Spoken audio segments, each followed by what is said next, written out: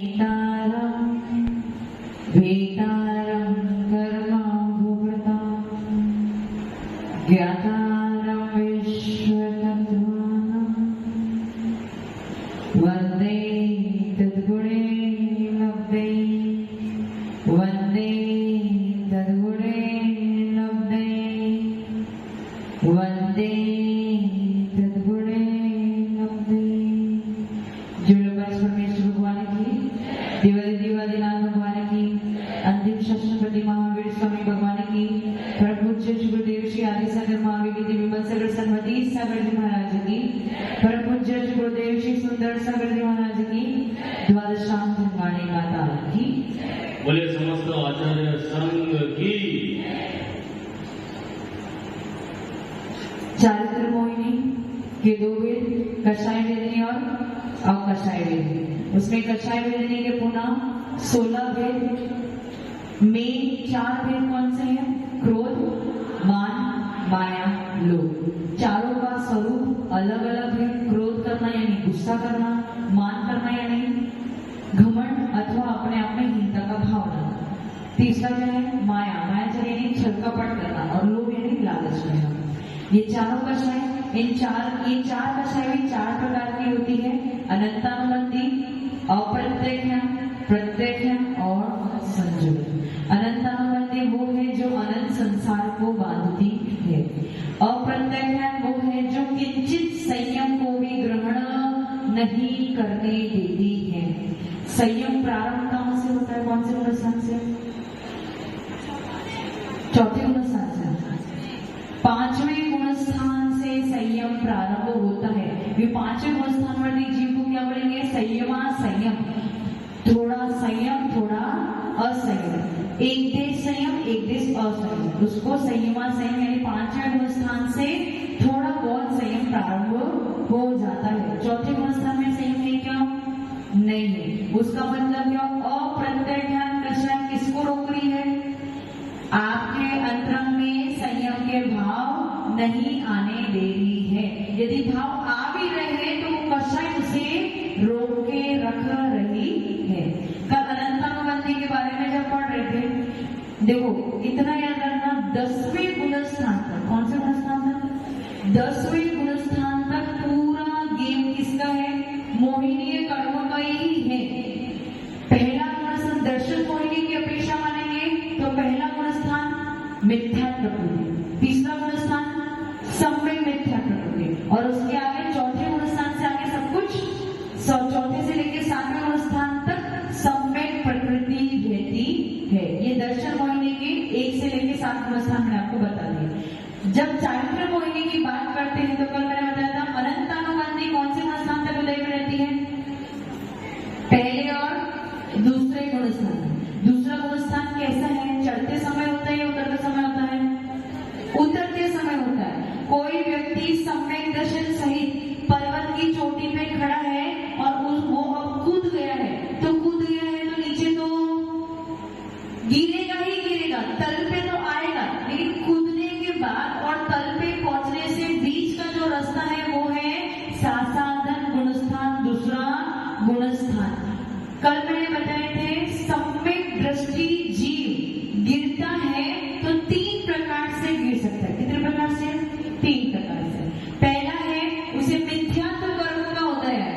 यदि मिथ्यात्व कर्म का उदय है तो कौन से गुणस्थान में जाएगा? पहले गुणस्थान।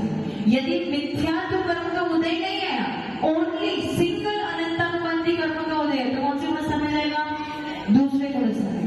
यदि अनंतानुबंधी और मिथ्या दोनों का एक साथ उदय है तो कौन से गुणस्थान में जाएगा? पहले गुणस्थान। और यदि सम्यक मिथ्या प्रकृति मिश्र प्रकृति का उदय आया है, मिथ्या और अनंतानुबंधी का उदय नहीं आया तो कौन से गुणस्थान में जाएगा? तीसरे गुणस्थान। इतना क्लियर हो गया ना? अनंतानुबंधी का ये पार्ट आपका क्लियर हो गया। अनंतानुबंधी मतलब कैसा है? ऐसी गांठ है जो आप तोड़ना चाह भी रहे हो तो आपसे टूट नहीं रही है, उसको अनंतानुबंधी कहते हैं। अनंतानुबंधी के बाद कल अप्रत्यक्ष की बात कर रहे थे। अ यानी किंचित, प्रत्यक्ष यानी संयम। जो किंचित भी संयम को धारण न करने दे उसे अप्रत्यक्ष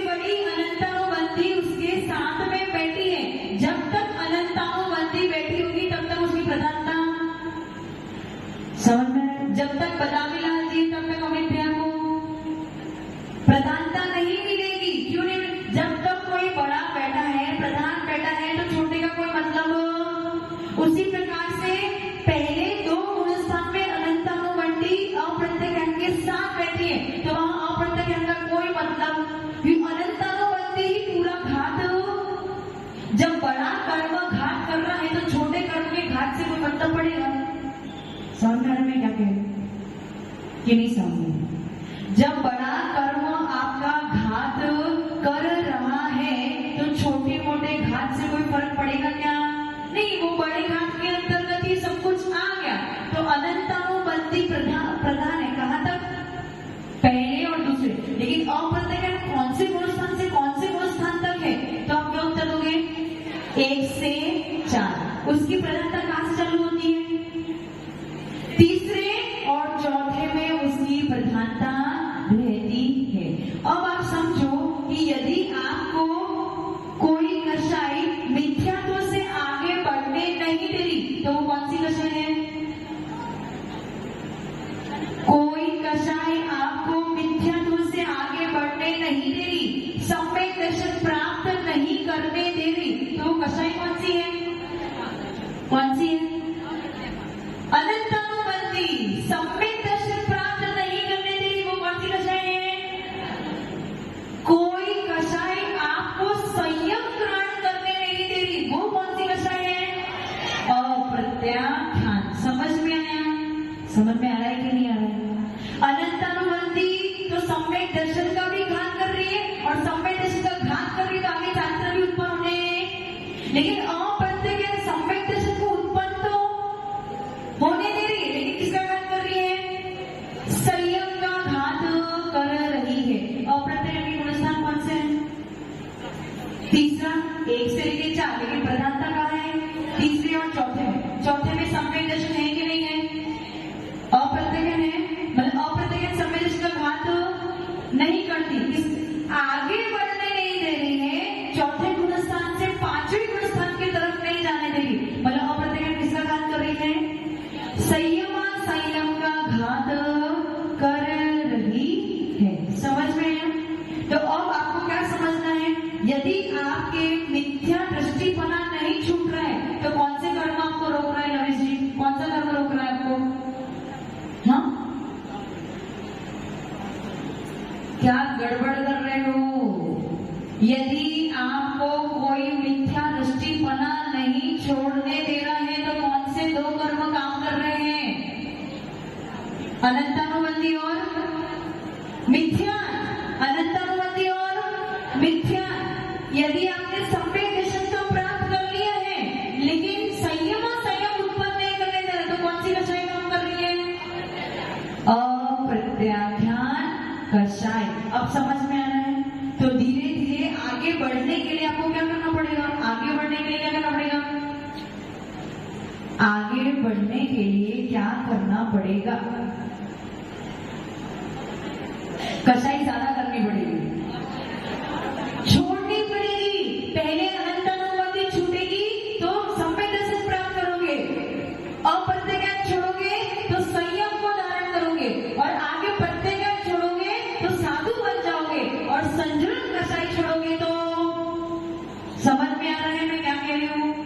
अभी आए नहीं प्रत्यय का संजरण, लेकिन यदि आगे बढ़ना है, गुणस्थान में आगे बढ़ना है, तो आपको पीछे की कषायों को छोड़ना पड़ेगा।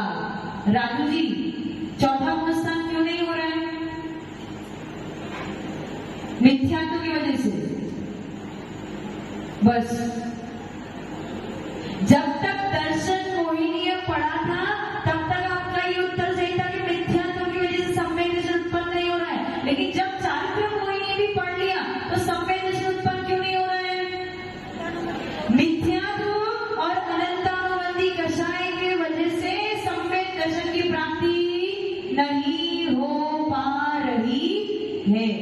अब आपको उत्तर बदल जाना चाहिए। ओनली मिथ्यात्व, अनंतानुबंधी भी, क्योंकि अनंतानुबंधी जो मिथ्यात्व की संगिनी है, जो मिथ्यात्व के साथ सदैव रहती है, वो है अनंतानुबंधी। समझ में आया वरुण जी?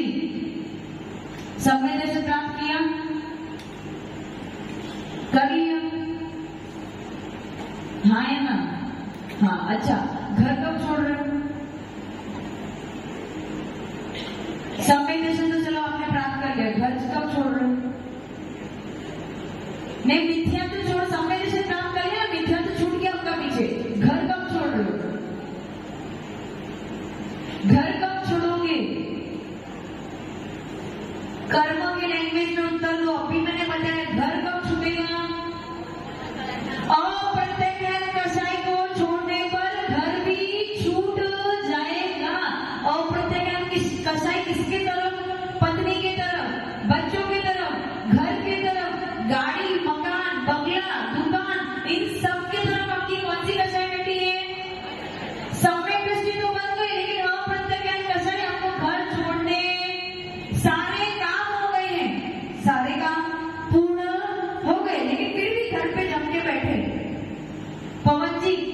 शेष है आपका? दुकान का वैभव भैया संभाल रहे हैं। कोई, मेरे को तो नहीं लगता आपका कोई काम बाकी है। कोई काम बाकी क्या? नलिनी आंटी, सब हो गया तो घर क्यों नहीं छूट रहा?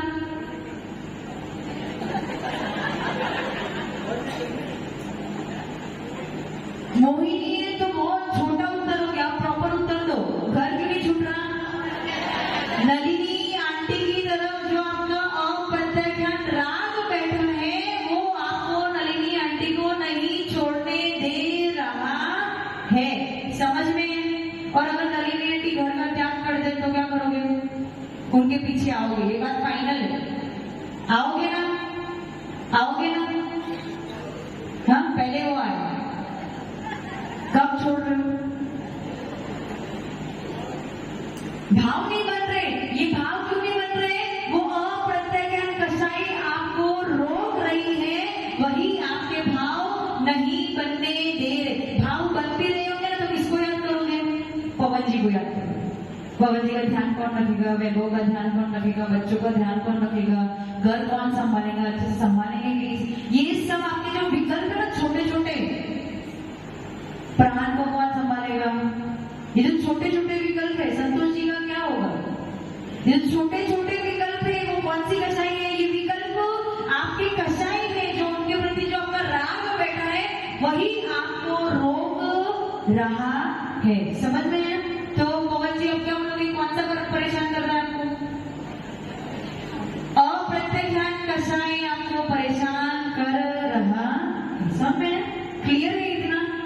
जैसे जैसे कसाई तोड़ोगे तो आगे सम्यक दर्शन को प्राप्त करने के लिए कौन सी कसाई को तोड़ना पड़ेगा?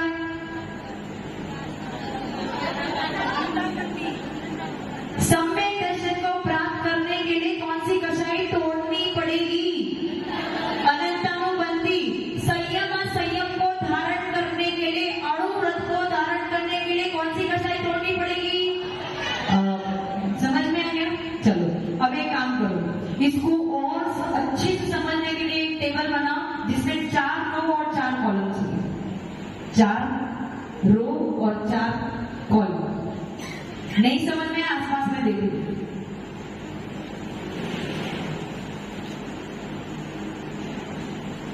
बोल।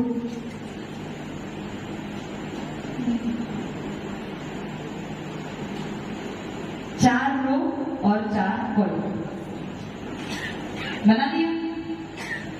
अब ऊपर ऐसे लिखो, क्रोध, मान, माया और लोभ।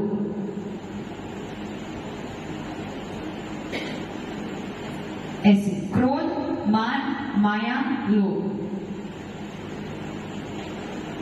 4 रो में लिख लिया मैं, क्रोध, मान, माया, लोभ। अब नीचे के 4 कॉलम में लिखो, क्रोध के नीचे नहीं, उसके साइड में, क्रोध के नीचे नहीं, साइड में अनंतानुबंधी, अप्रत्यक्ष, प्रत्यक्ष और संजुलन। क्रोध के नीचे नहीं, साइड में।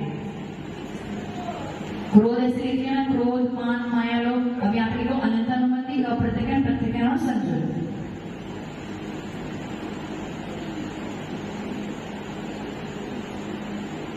अभी जो समझ में आ रहा है वो करो। जब लिखो मैं बताऊंगी ना तो आपको समझ में आएगा टेबल क्या है? बच्चों से सीखो।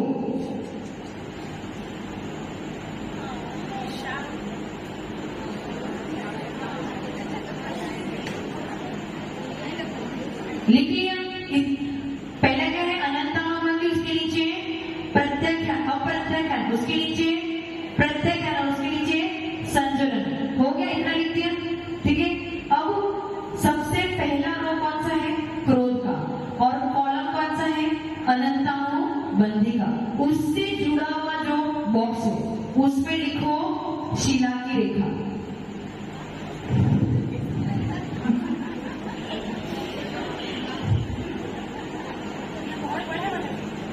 लिखो ना शिला की रेखा। समझ जाओगे तुम लोग। इतने बुद्धू थोड़ी ना हो। संसार बसा के रखा है इतने बुद्धू थोड़ी ना हो।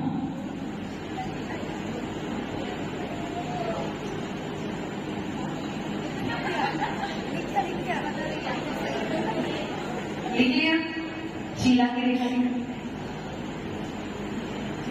अब मान के नीचे अनंतानुबंधी के लिए लाइन में मान के नीचे लिखो शेल, शेल, शेल। श के ऊपर आई, आई वाला एक टाइम नहीं, वो सेल नहीं, शेल, शो वाला शेल लिख दिया। अब मान के बाद क्या आता है, वहां लिखो बांस की जड़, बांस की जड़, बांस की जड़ माया के नीचे। अनंतानुबंधी की लाइन में लिखना। अब समझ रहे हैं टेबल? लोभ के नीचे अब लिखो कृमि राग, कृमि राग, कृमि, कृमि, सिल्क वॉर्म है, क्री क्र क्र, कृमि राग, सिल्क वॉर्म, सिल्क की समझ गया ना, क्रीम नहीं, कृमि राग लिख लिया। अभी समझा रही हूं, पहले इतना लिखो। अब अप्रत्ययखंड की लाइन में, अप्रत्ययखंड की लाइन में क्रोध के नीचे लिखो पृथ्वी की रेखा, पृथ्वी की रेखा। मान के नीचे लिखो अस्थि, हड्डी, हड्डी। माया के नीचे लिखो मेढे के सिंह, मेढे, मेढे के सिंह, सिंह, सिंह लिख लिया। और लोभ के नीचे लिखो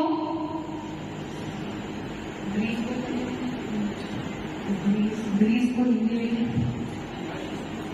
ग्रीस को हिंदी में होगा नहीं, नहीं, ग्रीस, ग्रीस, ग्रीस, काला, काला ग्रीस नहीं।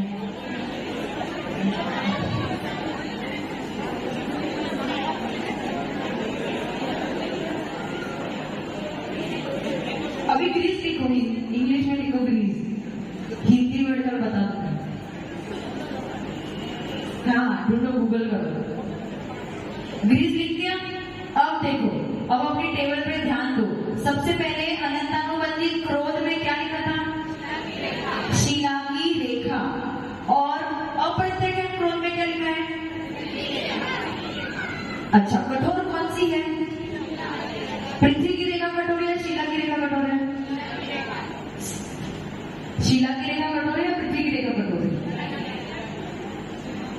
किसको मिटाना आसान नहीं है, शीला की रेखा को मिटाना आसान नहीं है, उससे इजी है पृथ्वी की रेखा को मिटाना।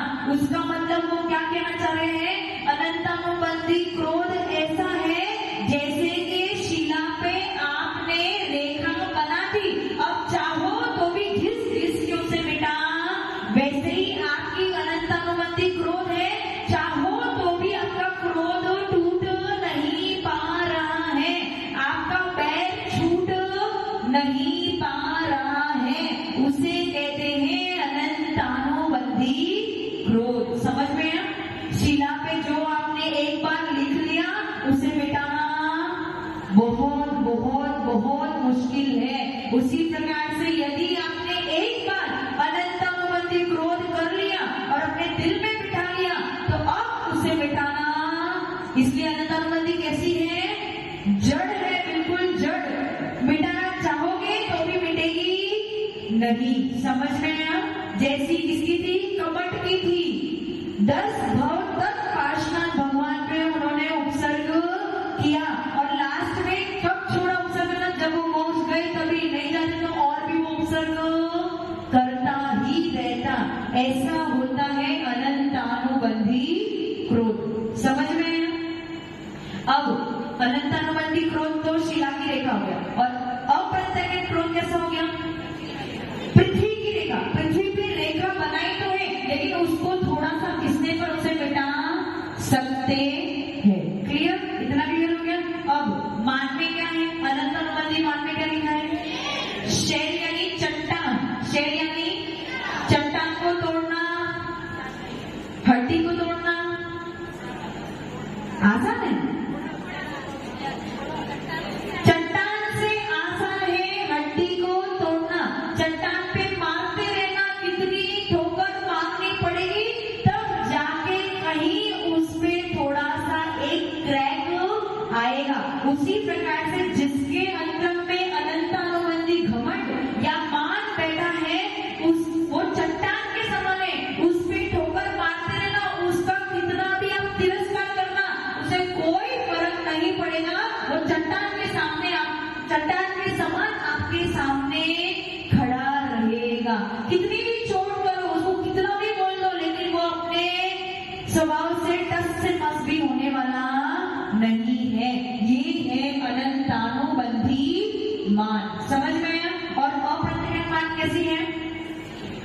हड्डी के समान, चट्टान की जैसी कड़क तो हाँ, लेकिन थोड़ी सी गिर गए, पड़ गए, कहीं चोट लग गई तो क्रैक आ सकता है तो कठोर, कठोर हो गया है कि नहीं है? है कठोर, लेकिन अगर एक दो बार थोड़ी सी जोर से चोट लग गई तो टूट जाएगी। तो आपका अप्रत्यक्ष मान जिसका होगा, यदि आपने उसको थोड़ी सी चोट भी लगाई, चोट यानी कुछ ऐसा बोल दिया, जैसे हम आपको मिथ्या को छोड़ने के लिए मेरे हिसाब से करीबन 20 दिन से बोल रहे, तो आपकी कैसी है कक्षाएं? अप्रत्यक्ष वाली है क्या?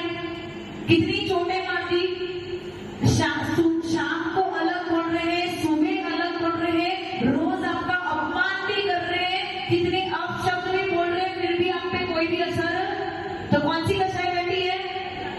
शैल वाली अनंतानुबंधी कक्षाएं बैठी है कि इतनी चोट मारने के बावजूद भी आप पे कोई भी असर। समझ में आ रहा है ना? आपका स्वभाव कैसा है? कैसा है? अनंतानुबंधी वाला स्वभाव है ना? वही तो है। असर हो रहा है कुछ कुछ। उसके बाद माया में क्या है? अनंतानुबंधी के लिए है पास की जड़, और अप्रत्यक्ष के लिए क्या है? मेढ़े के सींग। मायाचारी करने वाला जीव कैसा होता है? सीधा सरल, सीधा सरल होता है ना? जो उसके मन में है वही उसके वचन में, वही उसके कार्य में सीधा सरल तो होता है। कैसा होता है? टेढ़ा मेढ़ा होता है, उसका काम सीधा सरल नहीं होता है, बोलता कुछ है, करता कुछ है, काया में कुछ और है। तो ये कैसा है? मायाचारी वाला स्वभाव है। तो बांस की जड़ सबसे ज्यादा टेढ़ी मेढ़ी होती है। इस पूरी दुनिया में सबसे ज्यादा टेढ़ा मेढ़ा कौन है?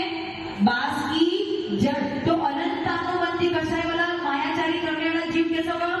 सबसे ज्यादा छल कपट या टेढ़ा मेढ़ा, उसको कोई भी समझ, बहुत ज्यादा कॉम्प्लेक्स और कॉम्प्लिकेटेड प्रकार का पर्सन होगा, जिसकी बातों को आप समझ, करता कुछ और है, बोलता कुछ और है, देखता कुछ और है, बताता कुछ और है। ये सब अनंतानुबंधी माया कब पलट जाए उसका कोई भरोसा।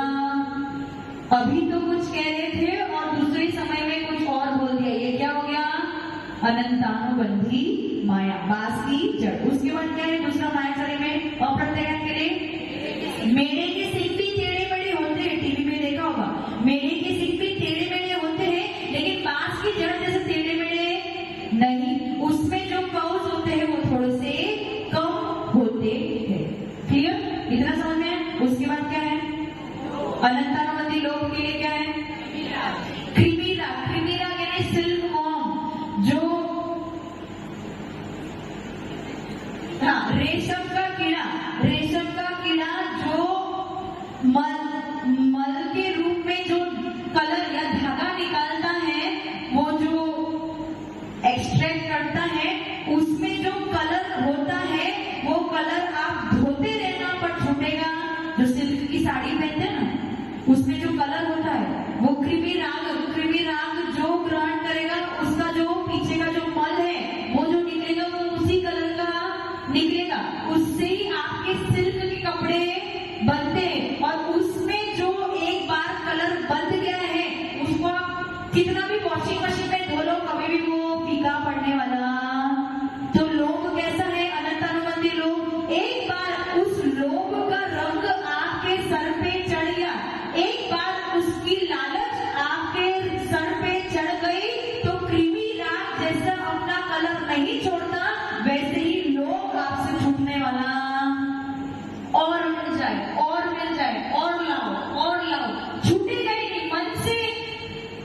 अब गुणभद्र आचार्य ने आत्मानुशासन शास्त्र में ये लिखा है कि आपकी इच्छा कितनी है?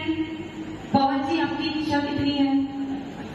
जितना मिला है उतने में संतुष्ट हुआ और चाहिए, और आपका बस चले तो इस 3 लोक में जितनी संपत्ति हो उसके मालिक आप स्वयं होने चाहिए, इतनी आपकी तृष्णा है। लेकिन तकलीफ क्या है?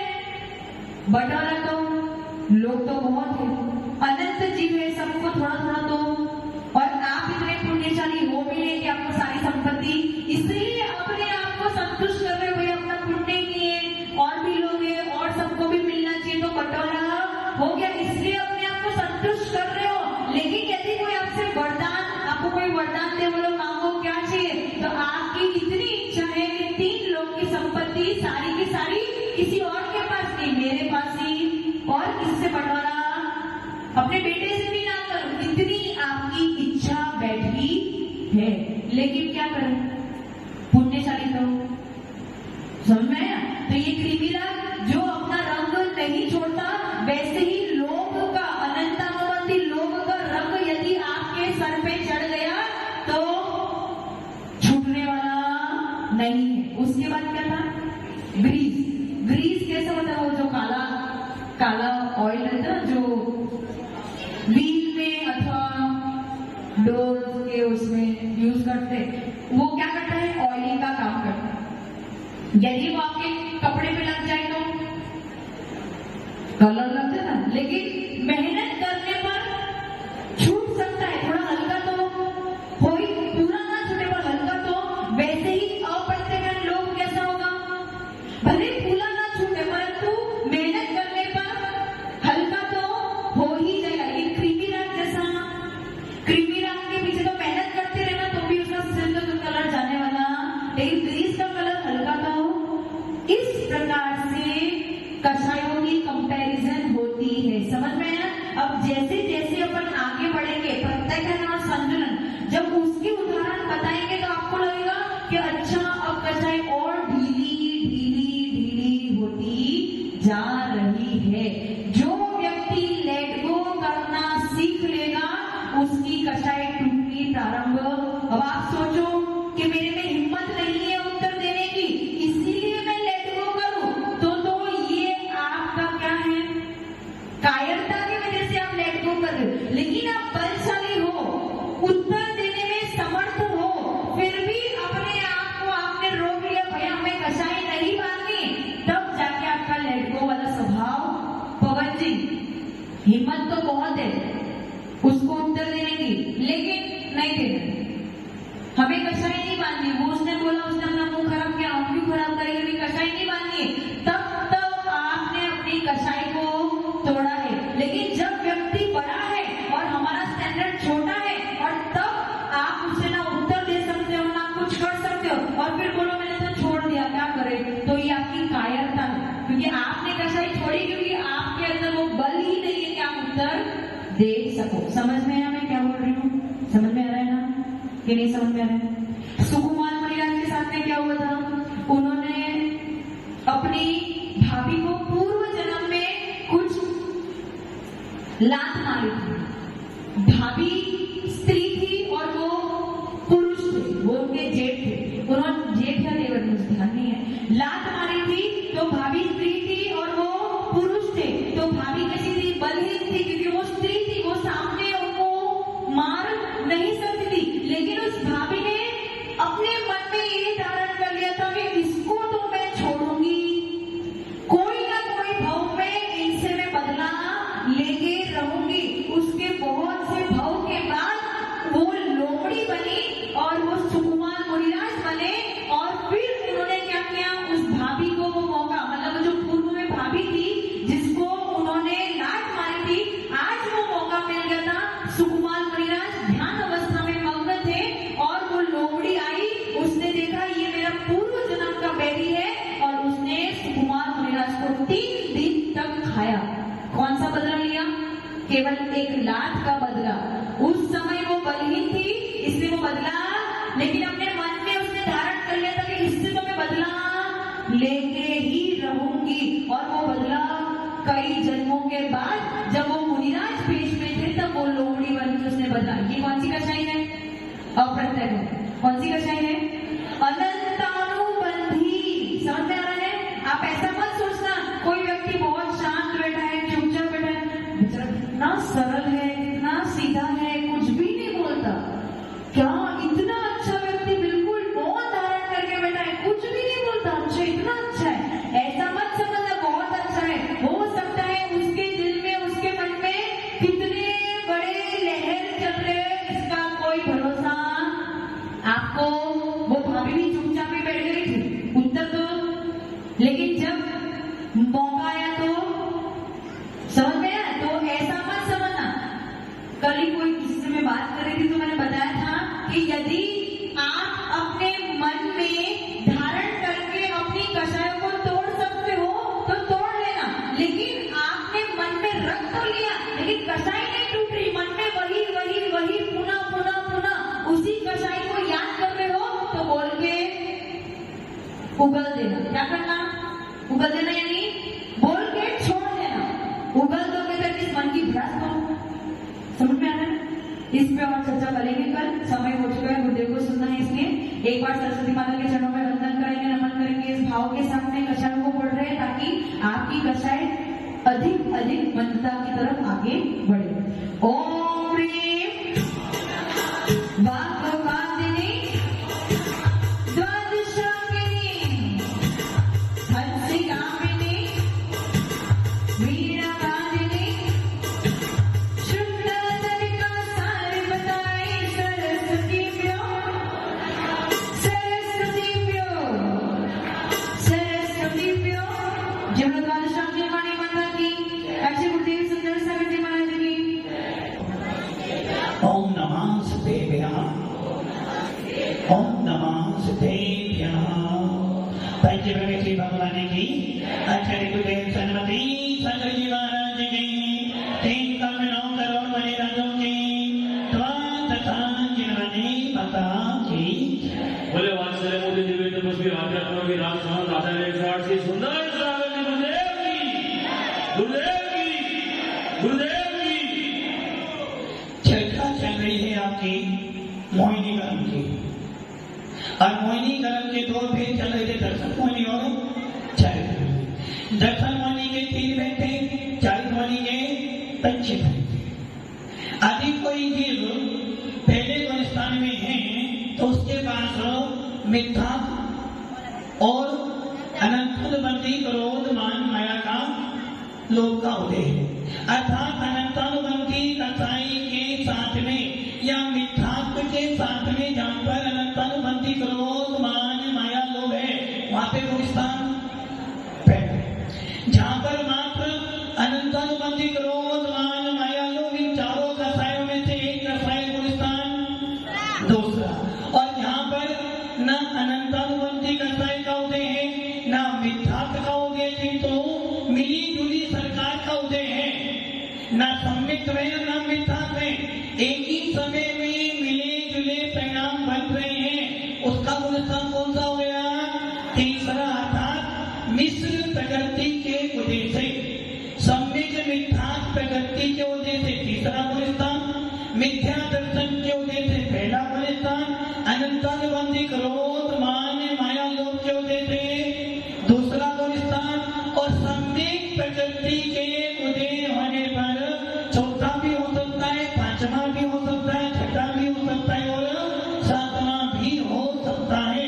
इसके ऊपर नहीं होगा, चौथे से नीचे नहीं होगा। इतनी बात क्लियर होगी। पहला पुरस्कार का होगा मिथ्या दर्शन प्लस अनंतानुबंधी क्रोध मान माया। दूसरे पुरस्कार में अनंतानुबंधी क्रोध मान माया लोभ में से किसी एक कसाय का क्या कर दिया आपने? मिथ्यात्व को रख दिया तिजोरी में। उदय कौन आ रहा है? क्रोध मान माया लोभ अनंतानुबंधी। तीसरा पुरस्कार, दही और गुड़ साथ में खा रहे थे, जो एक समय में आनंद आ रहा था, ना खट्टा था ना मीठा था, तीसरा आनंद आ रहा था। वैसे ही जिस पुरस्कार में ना सम्मित के परिणाम है ना मिथ्यात्व के परिणाम है, मिले जुले परिणाम है, उसे कहते हैं मिस्र गुलिस्तान। और चौथा गुलिस्तान जहां पे पूर्ण रूप से सम्यक प्रकृति का उदय है, चल मल अनार दोष लग तो रही है किंतु मिथ्यात्व के परिणाम नहीं है।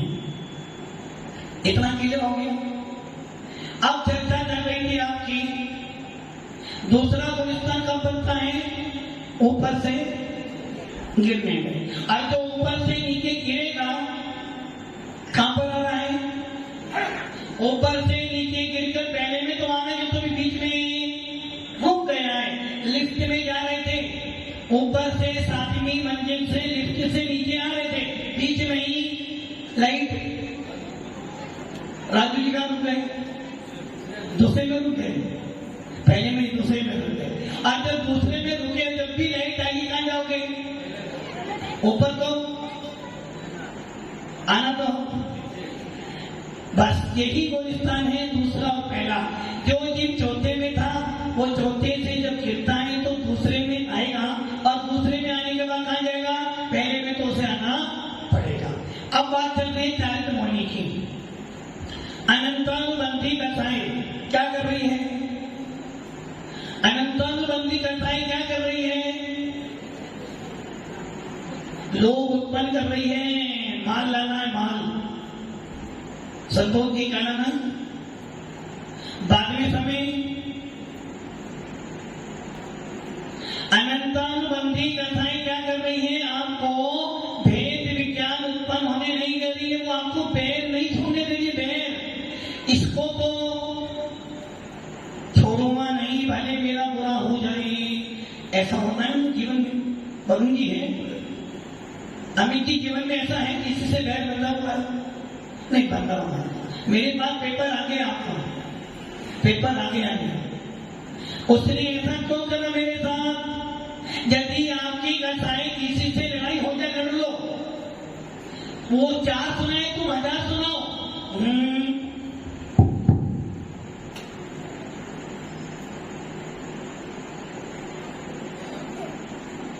सामने वाले ने तुम्हें 4 बातें बोली हैं, आप उसे एक वो 5 मिनट बोलकर क्यों बोलिए? आपने पूरे 2 घंटे सुना दो कि 2 घंटे के बाद 2 घंटे के बाद अपने मन को, किंतु आपने क्या किया? 2 घंटे नहीं 6 महीने पूरे हो गए, 6 महीने 1 दिन हो गया। अब क्या हो गया? आपका अनंतानुबंधी कथाएं ने आपका सम्यक दर्शन छुपा दिया। 7 साल भर हो जाता है बोलने, उत्तम बोलना क्षमा वाणी पर पे जाकर तो जिससे मानते हो, जिससे मित्रता उससे उत्तम क्षमा, और जिससे लड़ाई है नहीं पहले मुंह से बोले थे भी बोलूंगा। तो ये क्या हो गया तुम्हारा? अनंतानुबंधी बैर। और अनंतानुबंधी बैर कह रहा है कितनी ही तू बैर बांधने में तेरा गुलिस्तान पहले से दूसरा या तीसरा चौथा नहीं होने दूंगा। इसलिए जीवन में अनंतानुबंधी कथाएं यदि मिथ्यात्व के साथ में है तो अनंत संसारी बना देगी आपको, और यदि मात अनंतानुबंधी कथाएं है तो आपको सम्यक दर्शन तो प्राप्त करवाया था किंतु नीचे लाकर गिरा दिया। इसलिए अनंतानुबंधी कथाएं आत्मा परमात्मा के अंदर जो लगन होनी चाहिए थी वो नहीं होने दे रही है। इस अनंतानुबंधी कथाएं के उदय के कारण आपको देव ठाकुर के प्रति अटूट अटूट अटूट श्रद्धा नहीं होने दे रही है। जिस प्रकार बाजार में गए और आपको एप्पल लाना था, और ये एप्पल लाना था, और आप एप्पल ले रहे थे, अमित भैया जी आ गए, भैया जी अमित भैया जी आ गए, और अमित भैया जी नहीं, भैया जी, भैया जी, संतोष जी, भैया जी, अमित जी आ गए। बोले क्या देख रहा है? अरे मैं देखा हूं इस एप्पल में बाहर ना थोड़ा सा दाग लगा हुआ है, दृष्टि कहां पर है? अमित कह रहा कि दाग बाहर है, अंदर की, अंदर का माप तो बढ़िया है ना। बस अनंतानुबंधी कथाएं बाहर में भी बैर बांधकर बैठा, नहीं छोड़ूंगा नहीं इसको, वो गई आपकी अनंतानुबंधी कथाएं। और उपमा कहती है क्रोध को, अनंतानुबंधी क्रोध को उपमा दी है पर्वत पर रेखा के समान। दिल कितना दिल है इतना उपदेश सुनने के बाद भी छोड़ूंगा, महाराज ने बोल दिया ना, फिर भी छोड़ने वाला। महाराज के सामने तो हाथ मिला लिया, किंतु वो तो महाराज जी से मिलाना पड़ रहा, बाहर निकल दो। क्या हो गया? अंदर तो गए और महाराज के सामने बोल भी लिया, किंतु वो तो महाराज जी ने जवाब है, मैंने वो तो जबरदस्ती बोलना पड़ा था, लेकिन अभी छोड़ने वाला नहीं। तो बस समझे ना, अनंतानुबंधी करो कहता है, अनंतानुबंधी करो कहता है आपका शिला पर रेखा तो बना दी, अब वो रेखा मिटने वाली, भले शिला टूट जाए किंतु रेखा भरने वाली, ये हो गया आपका अनंतानुबंधी करो। और मान कैसा हो गया? पर्वत के समान। पर्वत को तोड़ने के लिए बड़ी मेहनत करनी पड़ेगी, बांध तो लिया, तोड़ते रहो जल्दी टूटने वाला। और माया कैसी हो गई? बांस की जड़। बांस की जड़ में यदि एक बार पैर फंस जाए तो निकलना, वैसे ही एक बार शादी कर ली तो निकलना बस। ललित जी, एक बार शादी हो गई ना, फिर देखो पवन जी आज तक निकल नहीं पाए। अभी भी जब भी बोलो जाना है, महाराज भाव तो बहुत है मेरे जाने के, किंतु जब मैं सामने देखता हूँ बांस की जड़ बार बार याद है। तो बांस की जड़ जैसी माया चारी अल्लोक कैसा है? किरमिराज एक बार वो रंग लग गया, छूटने वाला। इसे कहते हैं अनंतानुबंधी क्रोध मान माया लो। आप प्रत्याख्यान आगे अनंतानुबंधी करता है, ना सम्य दर्शन प्राप्त करने दे रही है, ना आपको पंचम गुण स्थान प्राप्त करने दे रही हो, ना ही मुनिराज बनने दे रही है। आप प्रत्याख्यान मैंने हाँ मैंने दो परिभाषा बना, आ मैंने नहीं, प्रत्याख्यान मैंने संयम, माता जी बोला आ मैंने किंचित, प्रत्याख्यान मैंने संयम, आ मैंने नहीं, प्रत्याख्यान मैंने संयम। जहां पर बिल्कुल भी संयम ना हो, जहां पर आपके पहला सम्य दर्शन तो बराबर कर लिया, किंतु महाराज जी सम्य दर्शन हो गया ना, संयम में रखा क्या आत्मा को? वही आत्मा को शुद्ध है, निर्णय की सही है ना आत्मा को। और महाराज सही क्या पंचम का में मोक्ष तो मिलना नहीं, इसलिए सम्य दर्शन पड़ा कर लिए, घर में रहो शांति से। तो समझ लेना जी, आपके संयम के भाव नहीं बन रहे, अनुभव लेने के भाव नहीं बन रहे हैं, प्रतिमा लेने के भाव नहीं बन रहे हैं, तो समझ लेना आपकी कथा कौन सी है? आप प्रत्याख्यान कसाई। प्रत्याख्यान कसाई क्या कर रही है? अब प्रतिमा तो ले ले, किंतु महाराज रानी बनेंगे। प्रत्याख्यान कसाई आपको छठा गुण स्थान सातवां गुण स्थान नहीं होने दे रही, आपको मुनिराज बनने नहीं दे रही। सौभाग्यशाली है वो लोग जो मुनि बन गए, और जो मुनि बनना नहीं चाहते, अकल हमारी भाव तो बहुत है, किंतु पता नहीं क्या भाव तो बहुत होते कि मेरे प्रयास तो करता हूँ कि मुनि बनूं, किंतु ना जाने कौन सा कर्म। तो समझना प्रत्याख्यान कसाई मुझे में आ रही है, जो आपको मुनि महाराज बनने नहीं दे रही। अब क्या करना है इसमें से? कौन सी कथाएं पहले छोड़ोगे? प्रत्याख्यान। आप प्रत्याख्यान सबसे पहले अनंतानुबंधी कथाएं तोड़ूंगा। अनंतानुबंधी कथाएं टूटे तो मुझे कुछ सम्य दर्शन प्राप्त हो, कुछ में देवता गुरु के पास बैठो और ये समझ जाओ कि नहीं, आत्मा से बड़ा, मेरी आत्मा से बड़ा कोई भगवान। मैं राजी तो सब राजी, और मैं दुखी तो पवन जी। आपका मन राजी कब होगा? ये मिठा बड़ा काम हो जाएगा। अभी आप बोले थे ना, अभी वो आ जाए तो मैं पीछे पीछे। पवन जी सोच लो, अभी वो तो पीछे पीछे आ जाओगे। अब तुम आ जाओ तो तुम आ जाए तो तुम ही आ जाओ। कह भी रहे हैं वो नहीं है, फिर भी उसके प्रति मुंह बड़ा हुआ है। बस यही कसाई आपसे करवा रही है, जान रहे कि वो मेरे पीछे, मैं तो उसके पीछे जाऊंगा तो वो मेरे पीछे, फिर भी मुंह को बस हम प्यार पाओ। ये ध्यान रखना, जिस पढ़ाई को आप पढ़ रहे हो ना, ये पढ़ाई साधुओं के लिए भी दुर्लभ है। जो आप ये कर्म सिद्धांत पढ़ रहे हो, मिथ्यात्व को सम्यक दर्शन कसाए, इसकी पढ़ाई कराने के लिए ना तो साधु मिल पाते हैं और ना कोई साधु पढ़ पाते। बहुत कम त्यागी व्यक्ति ऐसे होते जो पढ़ पाते हैं। और आपको ये क्लास पढ़ाई जा रही है, सार बस इतना ही है कि कम से कम इन सबको सुनकर आपकी पढ़ती बदले। कम से कम इतना तो आत्मा में वेदन हो जाए कि हम कम से कम जिन शासन के सच्चे अनुयायी तो बनना। माता जी का या हमारा आपसे कोई प्रयोजन मत छोड़ो, मिठा मत बोलो मुनिराज, हमारा क्या जाएगा, हम तो मत कहना मत बोलो। जब दुख मिलेगा तो आपको बातें।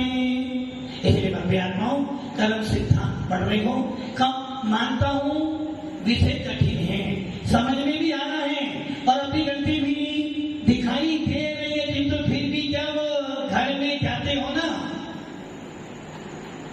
पवन जी, जब दुकान जाते हो तो धन याद आता है तो भूल जाते हो महाराज कौन है। ये ध्यान रखना, इस पढ़ाई को करने का सार इतना ही है, कम से कम आपकी जीवन में सम्यक दर्शन को प्रकट होना चाहिए।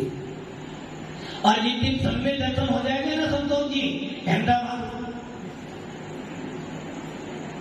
वो सोफे पे बैठना, सोफा बेचना सब अपने आप।